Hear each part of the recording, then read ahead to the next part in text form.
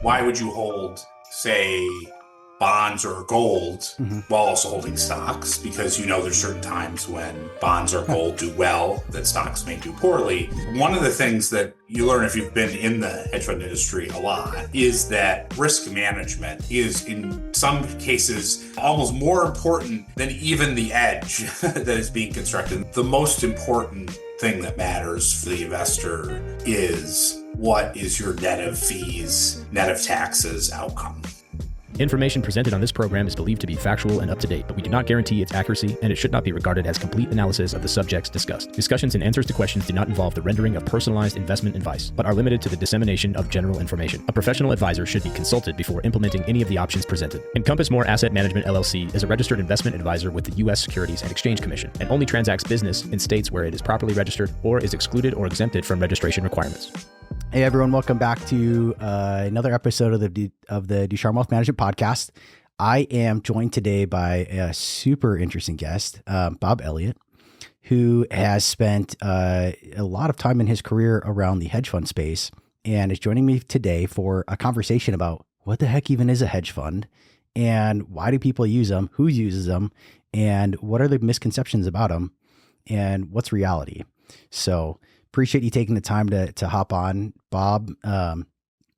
Would you mind taking a couple minutes and just giving our listeners a little bit of background about yourself and what you've done throughout your career, maybe some of the highlights or things you're most proud of? Yeah, thanks so much for having me on.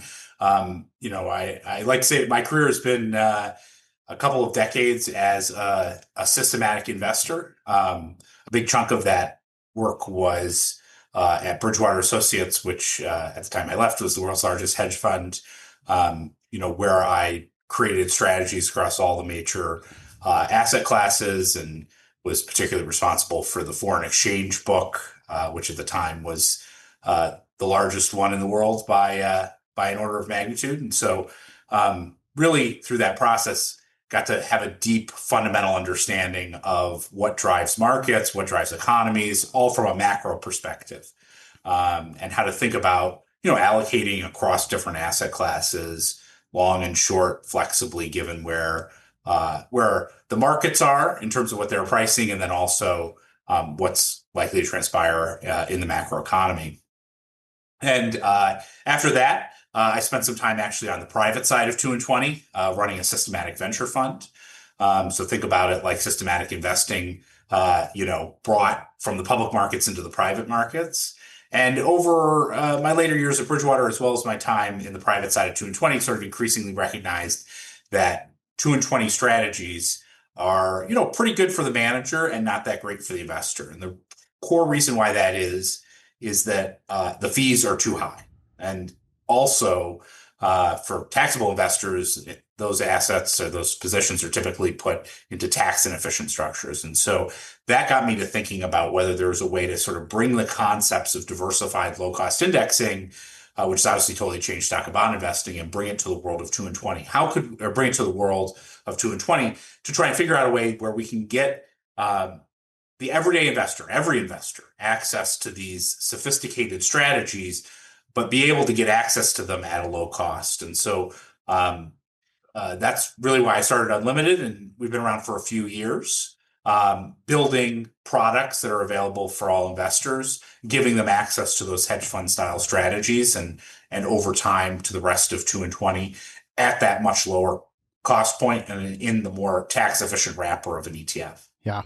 Like Bob, really quick for the listeners that aren't familiar with hedge funds. Like a lot of our listeners are we refer to maybe as like Main Street, right?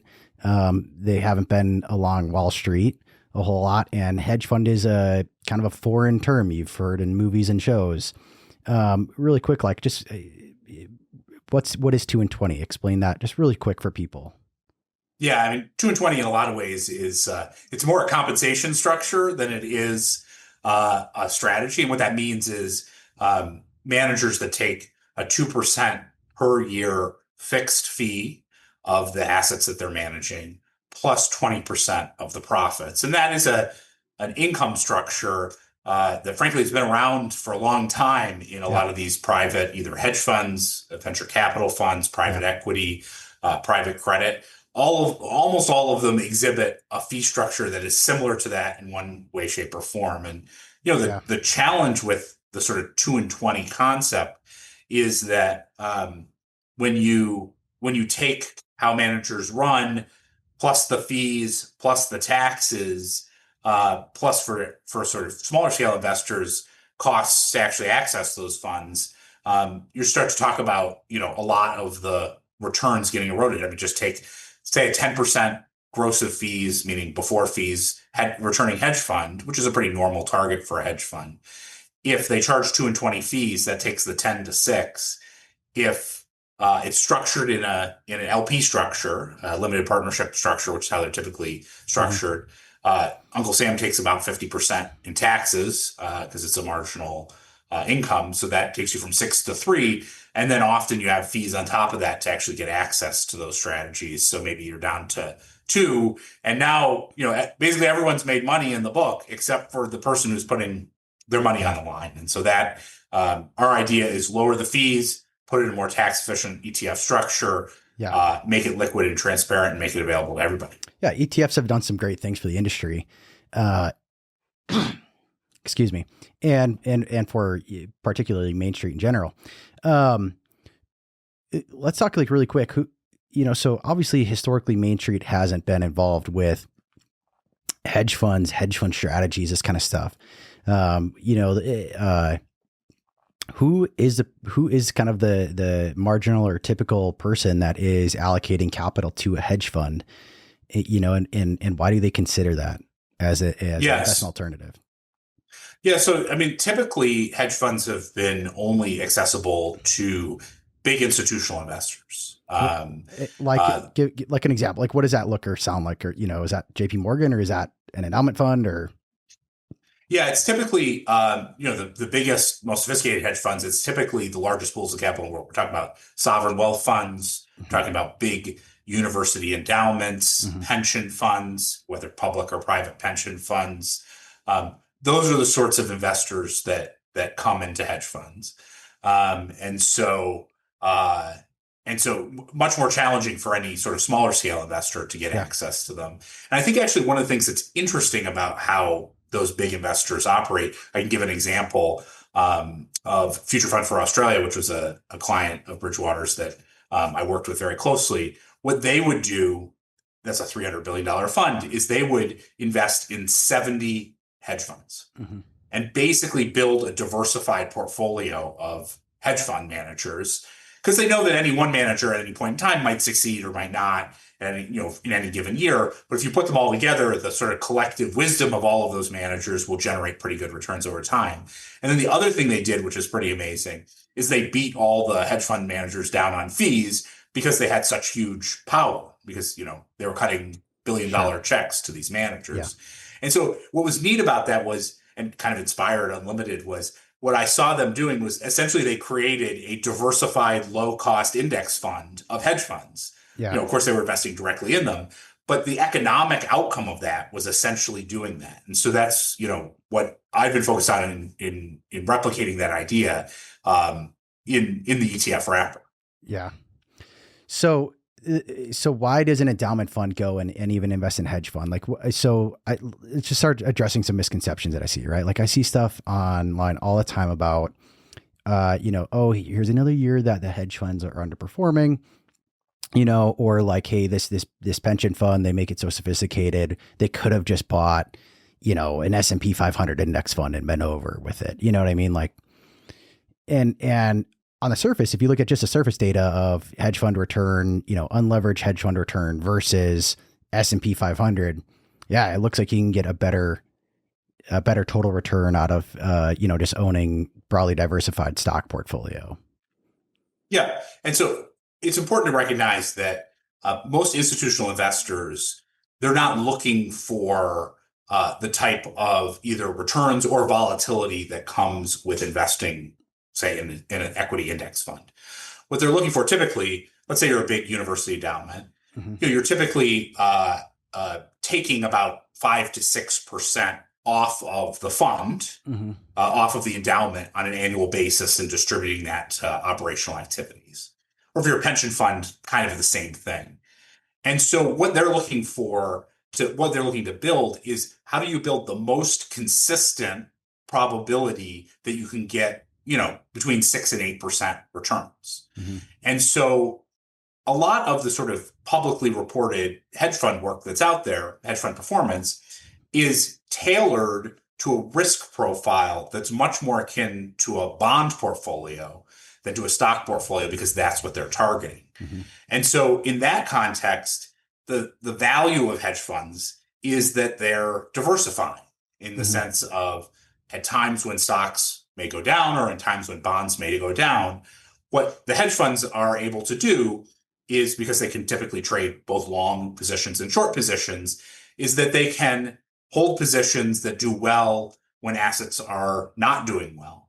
And as a result, help support the return consistency of the overall portfolio. And we saw that very acutely, for instance, in 2022 or back in the global financial crisis. You saw hedge funds really as an additive to making that sort of return consistency improve. Now, I think, so that's sort of the goal. And so when people look at hedge funds as sort of a number, they're like, oh, well, it's not that high a return. They're not necessarily thinking about it as it's designed to target a total return that is more akin to bonds. One of the neat things about what you can start to do when you start to replicate how hedge funds are positioned, which is what we're focused on, is you don't necessarily have to take that bond-like return out of the box. What you can do is you can actually change the profile to, instead of targeting something that is, closer akin to a bond return, you can start to target something that's closer akin to an equity index return. And because the return profile is different, it's diversifying to something like equity returns, like we saw in 2022, or we see sort of day to day in that sense.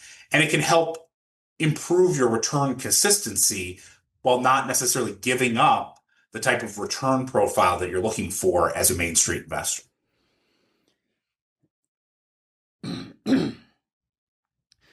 Sorry. So to boil that down into like layman's terms, right, is hedge funds have this ability to allocate capital and invest in more sophisticated tools or derivative products or different parts of the markets that would be more difficult to access or impossible to access as a retail investor or even a small advisory firm a lot of times, right? And yeah, that's for sure. Yeah. And so what they do is they end up building a diversified portfolio that focuses more on how do I consistently make returns regardless of the economic situation or what's going on in the broad market or whatever. And they try to make that really low really low volatility, which just means like the jumpiness nature of it, right? How much does it kind of move around when people look at the squiggles in the charts?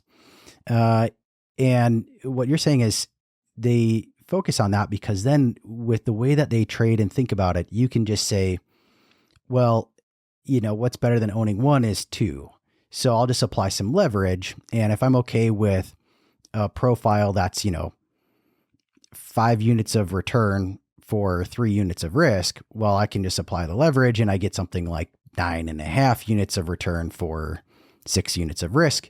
I'm still happy with that. And in fact, I think that's more efficient than maybe even owning the market or owning some other opportunities.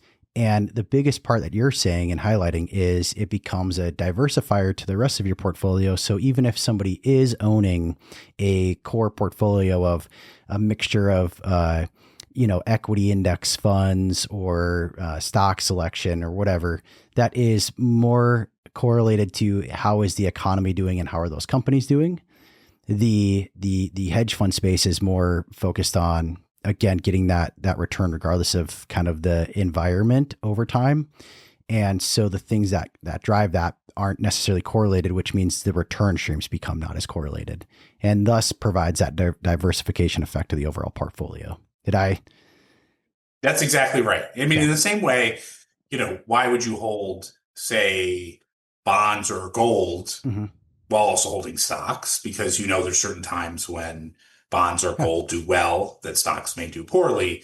So too can hedge funds take advantage of market environments that may be bad for stocks, but that hedge funds can perform well in those environments. Yeah.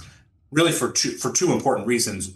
One, because particularly when you start to think about global macro funds, they can trade any asset in the world, basically, right? Yeah. And so they can go out and find where are the best opportunities to be either long or short. And so that creates a much bigger opportunity set for them. And then the second thing is that ability to go long and short. If you go invest in an equity index fund, you're long, meaning like if the market goes up, you make money, and if it goes down, you lose money. Whereas hedge funds have the ability to make money either when markets go up or markets go down, and so that gives them a lot of flexibility to deal with a wide range of different market environments. Yeah. So what's the essence of a hedge fund under the hood, Bob? Are they just a bunch of guys that are super smart, really good stock pickers? They just some real great CNBC watchers that know how to pick the right stocks that are going up at any given time? Is that what a hedge fund is? Yeah, I mean, what I'd say is hedge funds, and if you sort of understand how they individually work, what I'd say is every hedge fund is organized around something called Edge. And what Edge is what is a set of approaches that are likely to create differentiated returns relative to, just essentially investing in the index. Mm-hmm. And the way that people create Edge in the hedge fund industry is very wide ranging. There are some people who are great bottoms up equity analysts who, let's say they have a very focused sector, that they're the telecom sector analyst and they understand the companies better than everybody else, and they can make good bets as a result of it. There's others that may use, systematic approaches, identifying when, market action is inconsistent with underlying fundamentals, and do that systematically. So they're not, doing a granular bottoms up. They're using systematic, using the computers basically to identify opportunities where there's mismatches. And there's others that I describe as savants, people who reliably, on a discretionary way, can identify key big market themes and make good bets on them. And when you're thinking about the hedge fund industry as a whole, all of these different approaches are ways to create differentiated return. No one is better than the other, but what the key is each manager thinks hard about what their edge is and then goes and pursues that over and over and over again in order to make money over time. So there's all kinds of different hedge funds, and each one is going to operate differently based upon you're saying the word edge, and really what that boils down to for us common folk is like, what are you good at? What is going to actually provide a meaningful difference, right? If you say, hey, I understand, picking, which emerging markets are going to outperform based upon their political catalysts, like that could be an edge. I don't know if that's an edge for anyone in particular, right? For sure. Lots of emerging market managers have that edge. Yep. That's going to be way different, especially if they're trading it long short, which means they're going, they're going to bet on the ones that they think are going to work out, and they're going to bet against the ones they think are going to not work out. And that's going to look way different than the guy that's trading, currency. Well, actually, if they're trading emerging market currencies, it might look similar. It might look way different from the guy that's trading, commodities futures, right? Like, and even the way that people trade commodities futures could be different from each other, which, commodities, one of the cool things I like about commodities is that they each trade their own way, right? Commodities becomes a huge asset class in and of itself that is very not correlated even to itself in a big way, is my kind of belief. So like what are, you've talked about global macro, which, give us the 30-second rundown. Like, what is global macro, and, how does that kind of look and feel for a hedge fund? And is that a common type or an uncommon type? Yeah. So I think when you think about, there's sort of all sorts of different ways to create edge.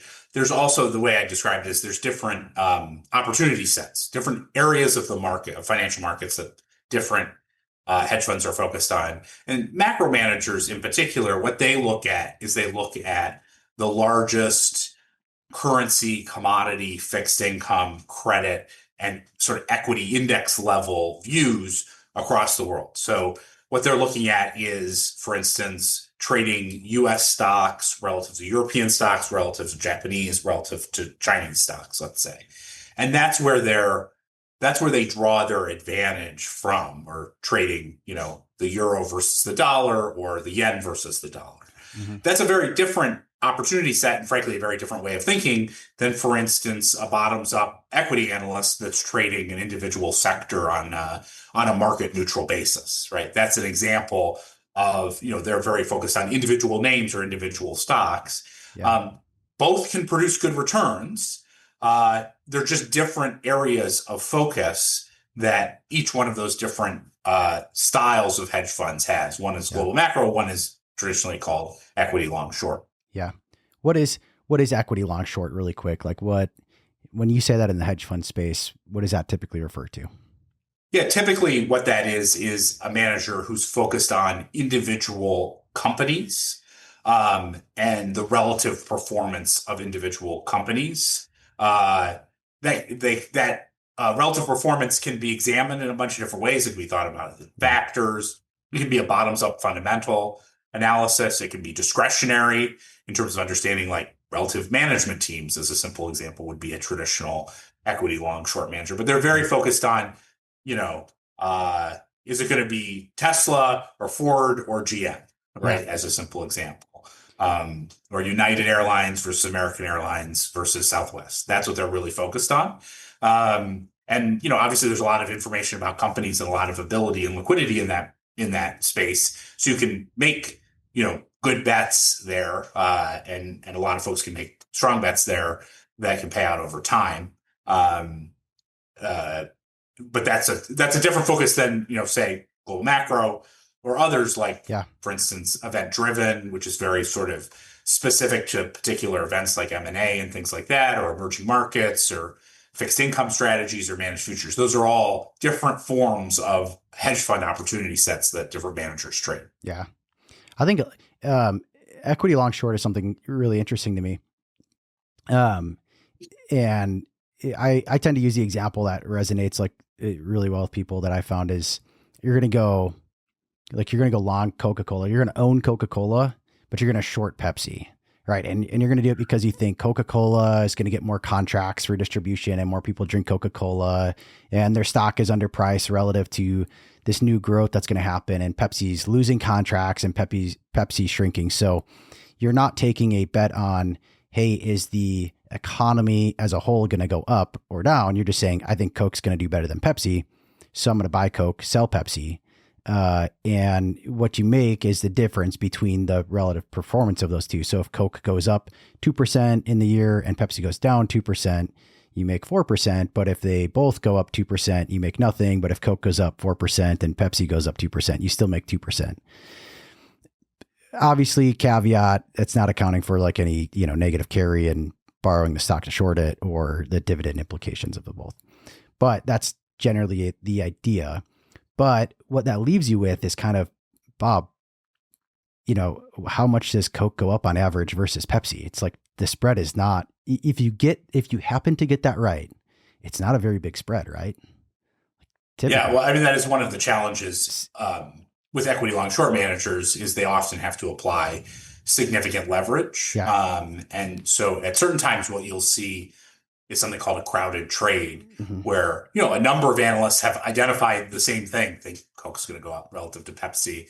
And let's say, there's some unexpected announcement, Pepsi's going to sponsor the Super Bowl or something like that, which causes, essentially a negative shock on that trade. And then everyone's moving in one direction, and it's levered. And so that can be challenging.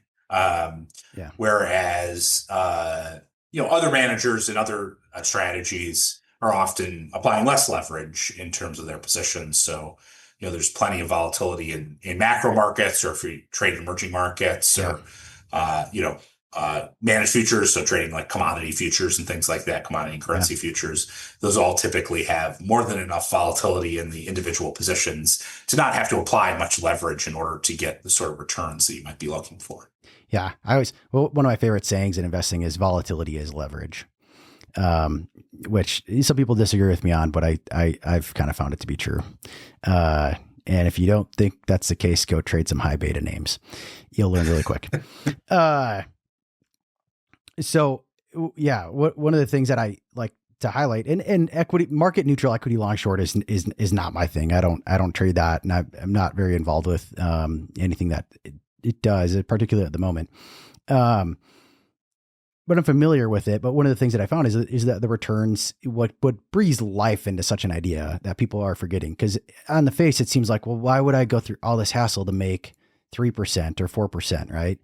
And it comes down to that non-correlation and efficiency, in my opinion, right? And so, correct me if I'm wrong here. I'm out of my lane. But the idea is, if you're betting, if you buy a broad market equity index fund, you're saying I am making a directional bet that the U.S. economy is going to grow, right? Particularly if you're buying U.S. equity, right? You're saying I believe companies are going to still be productive and turn a profit, and we're going to have positive economic conditions, basically, right? That's the directional bet you're making, but you don't own anything if it goes against you. And that's why people will start to say, well, the market's volatile, the market's risky, and this sort of stuff. So when you start saying, well, I'm going to do this long short thing with Coke and Pepsi, you're saying, like, I don't care if the market goes up or the market goes down. I just care if Coke goes down more than Pepsi, because if the whole market goes down, but Pepsi gets beat up more than Coke still, then you still make a positive total return, right? In that trade. So you're not, you kind of take out the directional nature of the economic or underlying economic condition, right? And thus that's what provides you this non-correlation opportunity where you can say, well, I can own this as sort of an all-weather idea, or I don't have to rely on who's president or, whatever other thing that might be concerning maybe the core part of a portfolio, right? And you're saying the managers do it, and whether the managers does it or the investor does it themselves through kind of other means, you're saying, like, yeah, well, 3% is fine, but again, if the risk return is there, maybe I can just own 2 of them, right? And now I got a 6% return, and that's in target. Yeah, that's right, and I think all that connects to, like, what is the edge. So, like, one of the great things about something like an equity market neutral is, let's say you're a great analyst on Coke versus Pepsi, to extend the analogy, like, what you want to do is only bet on Coke versus Pepsi, and you don't want to have any bets on whether the economy is going to do better or worse than expected. Yeah. Right. And so that's the great thing about equity market neutral is you can isolate your skill. Now, sort of different from that, as a simple example, the macro manager might have no view on Coke versus Pepsi. In fact, almost never has a view on Coke versus Pepsi, but might have a view on whether the macroeconomy is likely to do better or worse than expectations, therefore leading to stocks either going up or down. And what they often do will trade these highly diversified indices in order to essentially strip away all of the nuance of what's going on with all the individual companies, recognizing that the macroeconomy will affect the macro markets more effectively. And so in all these different places, what the investors are doing is they're trying to isolate as best they can where their skill set is, where is their edge, and try and strip away all the rest of the noise so that they can do that in the best way possible. Yeah. So do these things make hedge funds like more risky than just anything else? I mean, is it riskier? Is it just different? Is it just unconventional? What's the general consensus people have about hedge funds, and is it accurate? Yeah, I think one of the things that that you learn if you've been in the hedge fund industry a lot is that risk management is in some cases almost more important than even the edge that is being constructed. And the reason why that is is because if you're thinking about, a lot of times what's happening is you're taking a lot of small bets, right? Mhm. So you're betting on Coke versus Pepsi and this bet and this bet and this bet. And the key in order to make money over time is to make sure you can keep betting your edge over and over and over again. Mhm. And so the way you do that is by making sure that you stay in the game by managing risk on the downside in particular. And so I think a lot of people talk about, think about hedge funds and they're sort of like wild shooters taking huge swings and huge bets, Yeah. trying to break the pound and stuff like that.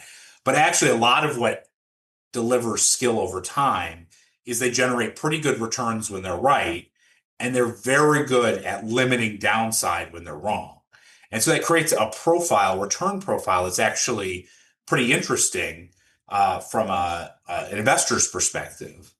Certainly one that's sensitive to drawdowns, where you get, for instance, you can get, pretty good returns overall through time with limited drawdowns that creates, a nice profile that, that's particularly interesting for institutional investors who are really focused on sort of taking capital out every year.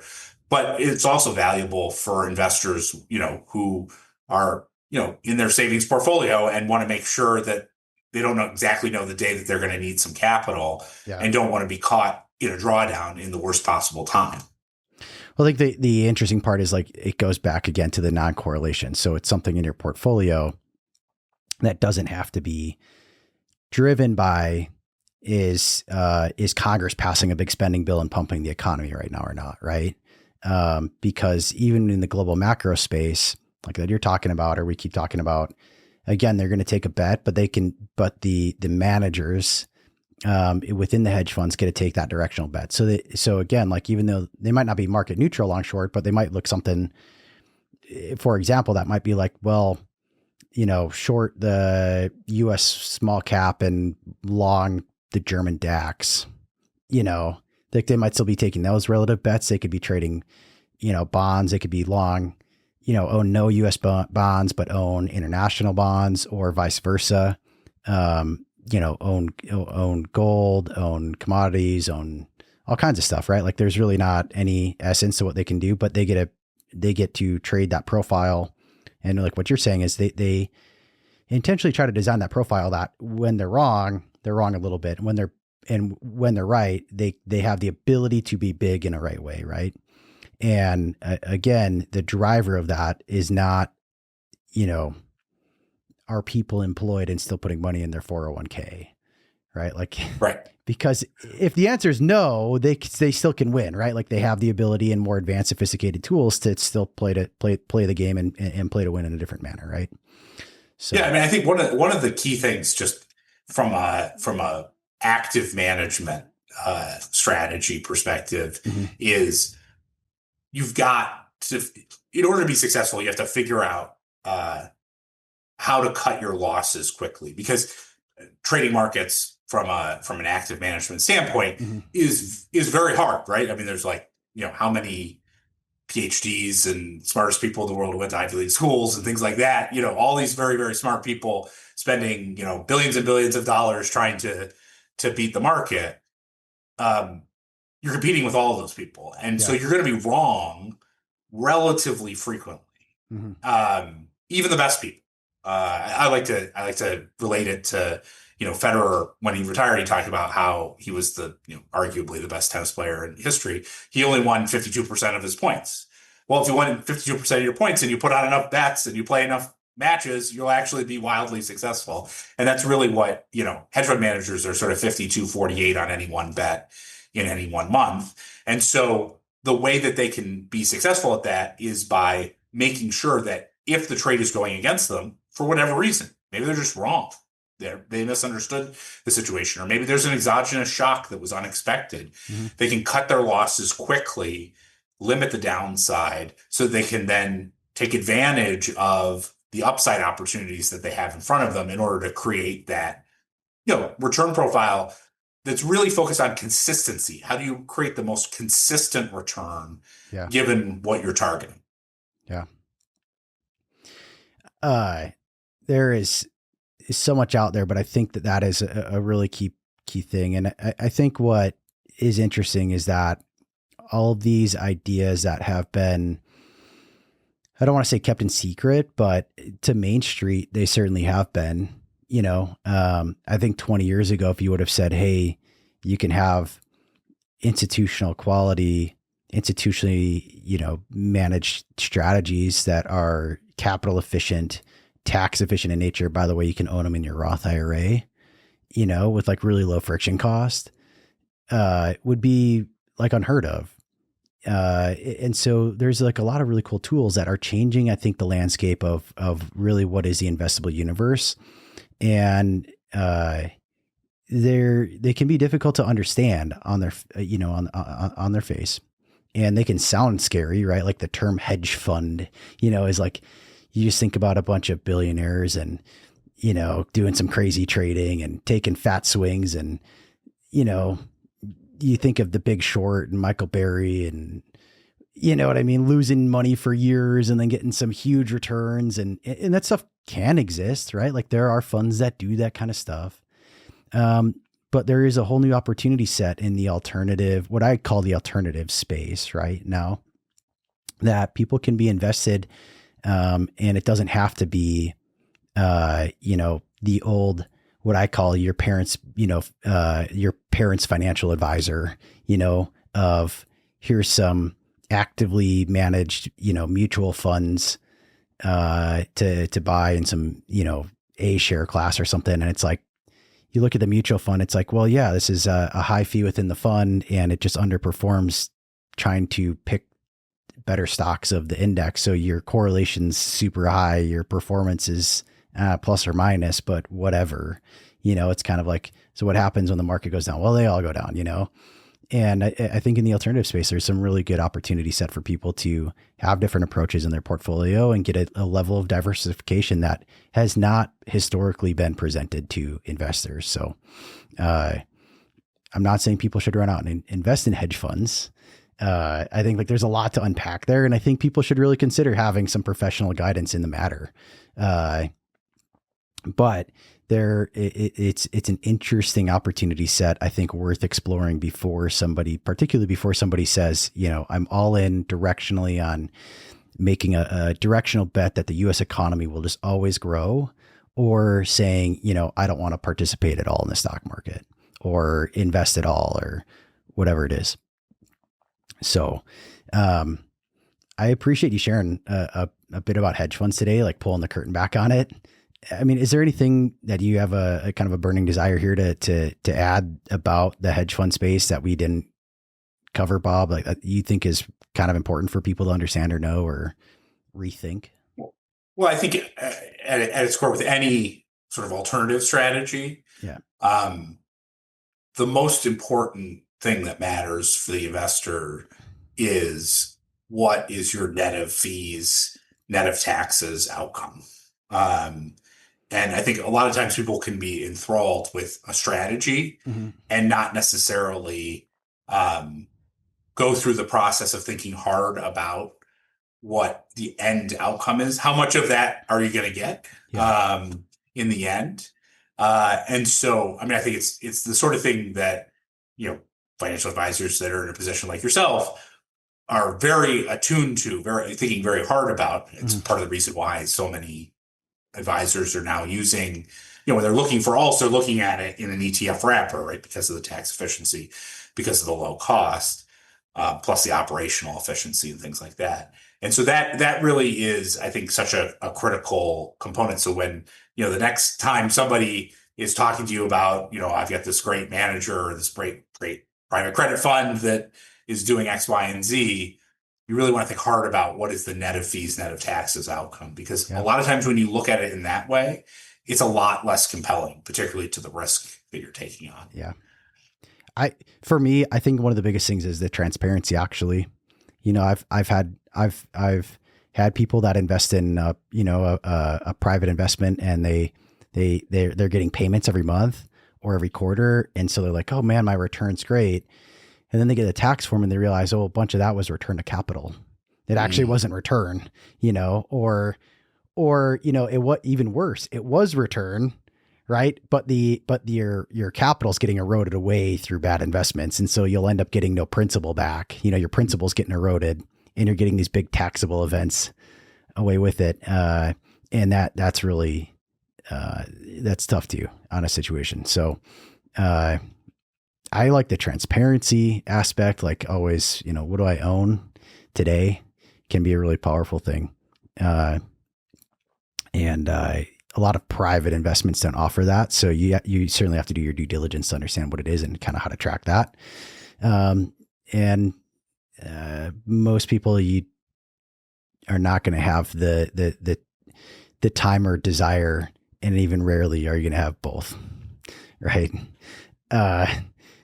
So anyways, well, I appreciate you sharing, Bob. I look forward to having, the opportunity to have you come back on and do something else that you're really good at, which is share your macro insights of what is going on in the macro environment. Obviously you're very, adapt to that and understand what's going on. So with all the stuff going on in the world, if you're open to that, hopefully we have you back on here, soon and we can pick your brain on that as things continue to unfold with the craziness in the world today, or what feels like the craziness. But you know what? It's kind of always crazy, right? I don't know. The last couple of months have been the craziest that I've seen in a long time. So yeah, I would be happy to come back and also talk macro, what's going on as well. Cool. Well, I look forward to the opportunity and thanks again, Bob. Thanks so much for having me.